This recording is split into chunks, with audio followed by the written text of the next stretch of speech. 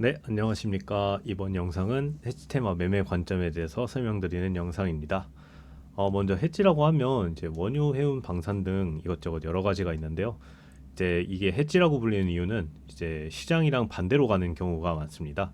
뭐 지수가 상승하면 얘는 오히려 떨어지고요.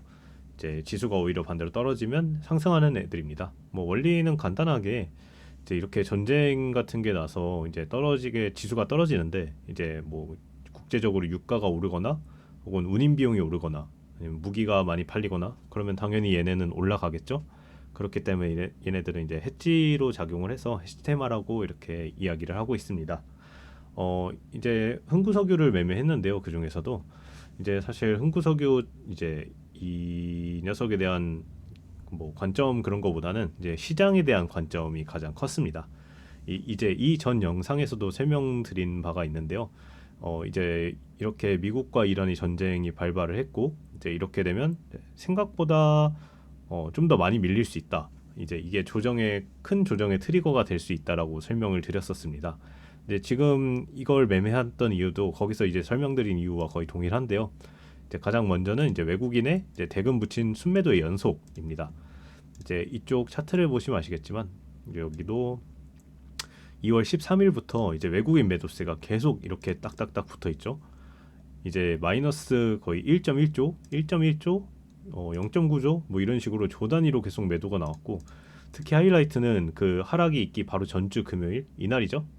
이날 이제 외국인이 7.7조를 팔았고 이제 여기서 좀 주목했던 부분은 기관 금투는 크게 많이 받아주진 않았고요.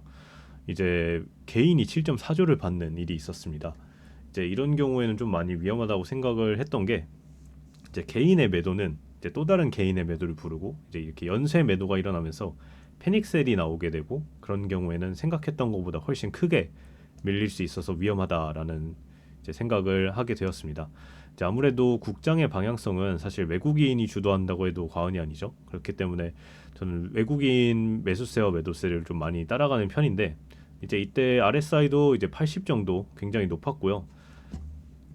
그렇기 때문에 좀 많이 위험하다라고 생각을 했었습니다. 그리고 미국과 이란은 전쟁 악재 가능성이라고 적어뒀는데 이제 아무래도 전쟁이 발발한 거고 이제 아무리 미국이 이기는 게 확실하다 하더라도 이제 어떤 변수가 생길지 모르기 때문에 이제 거기서 생기는 변수는 대부분 악재로 작용할 가능성이 높겠죠. 그렇기 때문에 아무래도 이게 완전하게 종결이 된다면 모를까 이제 이것도 악재로 작용할 가능성이 트리거가 될 가능성이 굉장히 높다라고 생각을 했습니다. 그리고 이제 가파르게 상승했던 시장이라고 적어뒀는데요. 이제 아무래도 코스피가 3천부터 시작해서 이때 횡보 구간을 제외하고는 사실 6,300까지 큰 이런 조정 구간이 없었죠. 이때 잠깐 조정이 나왔는데 이거는 사실 이렇게 메인 조정이 아니기 때문에 어느 정도 좀 개인의 공포 지수가 굉장히 높다라고 생각을 했었습니다. 이제 이 아래쪽에 흥구석유 매매한 걸 보시면 이제 이날 3월 3일이죠. 이제 하락 시작한 날 이때 개파락이 심하진 않았었습니다. 해봤자 시가의 마이너스 1%. 하지만 이제 이때 유가 자체 공포감 때문에 유가 자체는 좀 올랐었고 그렇기 때문에 바로 30% 떠서 시작을 했는데 이때 매수를 걸어서 매수가 된 걸 쭉 가지고 있다가 이제 다음 날 이제 개파락 3% 했을 때 이제 전량 매도를 했었습니다. 이렇게 매도했던 이유는 옆에 따로 적어뒀는데요. 이제 아무래도 조만간 돌려주지 않을까 하는 생각을 좀 했었습니다. 아무래도 이제 전 세계적으로 2에서 3% 정도밖에 하락폭이 없었는데 한국만 유일하게 7% 거의 미사일을 한국이 맞은 급이죠.